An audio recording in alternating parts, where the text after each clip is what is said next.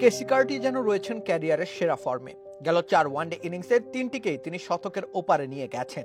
প্রতিপক্ষ বদলে আয়ারল্যান্ড থেকে ইংল্যান্ড হয়েছে, কিন্তু কার্টির ব্যাটিং ধারায় যেন নেই কোনো বদল। তিনি দিব্যি আপন ছন্দে ব্যাট চালিয়ে যাচ্ছেন নিয়ম মেনে। ইংল্যান্ডের বিপক্ষে সিরিজের দ্বিতীয় ম্যাচে 105 বলে 103 রান করেছেন কেসি কার্টি। তার ব্যাটে ভর করে 396 সংগ্রহ করেছে ওয়েস্ট ইন্ডিজ। এই সিরিজের প্রথম ম্যাচে অবশ্য 22 রানে আউট হয়েছিলেন তিনি, কিন্তু এক ইনিংস পরেই আবার ছন্দের নিনাদে ঝংকার তুললেন কেসি কার্টি।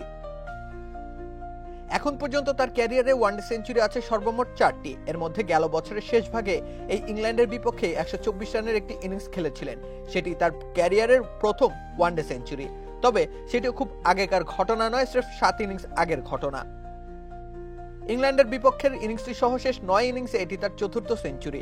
এর মধ্যে বাংলাদেশের বিপক্ষে 95 রানের একটি ইনিংসও রয়েছে তার নামের পাশে, যার অর্থ দাঁড়ায় শেষ 9 ইনিংসের মধ্যে 5টি ইনিংসেই তিনি 50 ছাড়িয়ে প্রায় 100 রানের দিকে এগিয়েছেন। সফলতা এসেছে 4 বার। ইস্পাহানি বেকারি ফ্রেশ, স্বাদের আবেশে একটু আয়েশ। এমন ধারাবাহিকতা বেশ বিরল। আয়ারল্যান্ডের বিপক্ষে 2টি সেঞ্চুরি করেছেন তিনি। এর মধ্যে একটি ইনিংসে কেসি কার্টি থেমেছিলেন 170 রানে। দ্বিশতকের খুব কাছে গিয়েও ফিরতে হয়েছিল তাকে।